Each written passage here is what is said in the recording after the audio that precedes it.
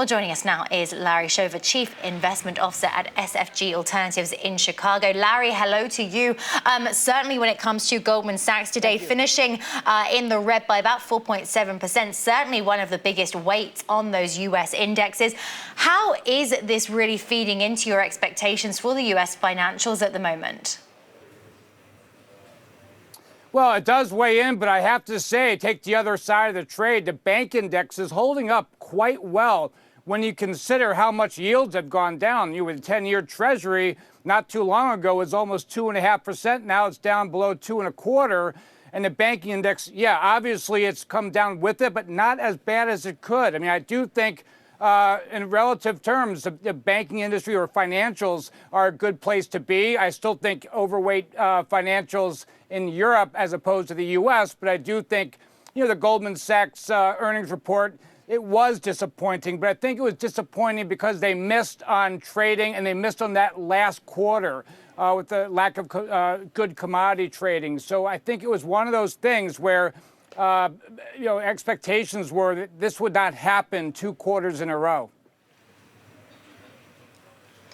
So with that in mind, I mean, if you're still seeing the banking space as a positive buy, if we consider it alongside some of the other beaten down sectors, such as the tech space, for instance, again, do you also view this with that same optimism, Larry?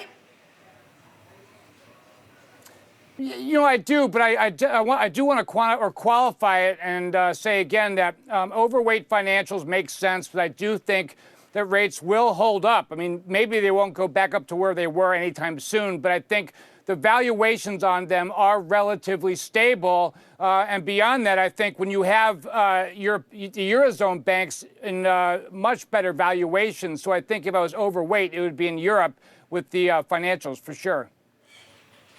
Okay, so let's look more broadly then. Naturally, this is a week of extreme geopolitical uncertainty, and certainly the UK just threw in another cocktail within that. In terms of regionality when it comes to equities, are you repositioning this week, or are you standing on the sidelines and just waiting to see how it all unfolds? Yeah, I don't change my convictions too often. I do follow politics, but I really try to let economics drive my investment decisions on being diversified. And the only change I made from last week, is that I went neutral on Japan. I was just kind of tired of it waking up. I'm worried about the yen. I just don't think earnings are going to be as fabulous as I first thought. I'm still overweight emerging markets. I still think that's the place to be. I do believe overweight on value stocks and financials in the Eurozone, and I'm still neutral to underweight in the United States, not because I'm bearish on the U.S. market, but rather I think we're a lot further along in the economic cycle, and valuations are far from being reasonable. I just wanted to get your take on the oil space, Larry. Certainly a sector I know that you do watch closely.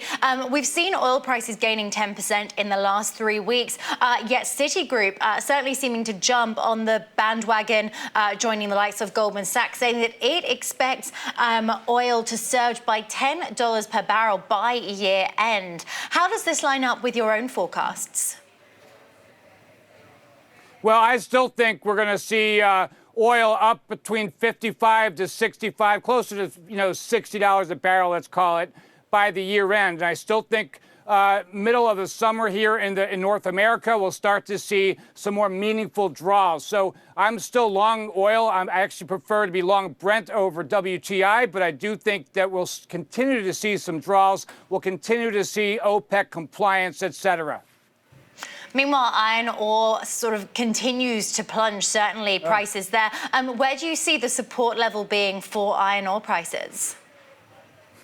Well, it's hard to believe. I just read this morning, Australian iron ore for immediate delivery in China, $61.50 a ton. I mean, I had to do a double take. 2 months ago, it was $94 a ton. So right now, the old adage is like it's catching a falling knife. And I think the story is bigger than iron ore. I just think it's a general consolidation in all industrial metals. These things are overdone. I don't really look at technical analysis. I look at more momentum in the market. And right now, it just seems like people are flooding the market with supply. Let that get out of the way and start being a very interested buyer, because I do think it's gone down 15% just in April, down 28% or 30% since its high in February of last year. And certainly we touched on some of those geopolitical concerns a touch earlier, and we have in fact seen that demand for gold, for bonds rallying and continuing to do so overnight on investor demand. With that in mind, how is this shaping some of your pricing targets when it comes to that precious metal? Well, I still want to be constructive on gold because I do think it's really following real interest rates right now and around the world. Obviously, rates are going down a little bit now, backing off. And so gold is the recipient of that bad news on the interest rate side.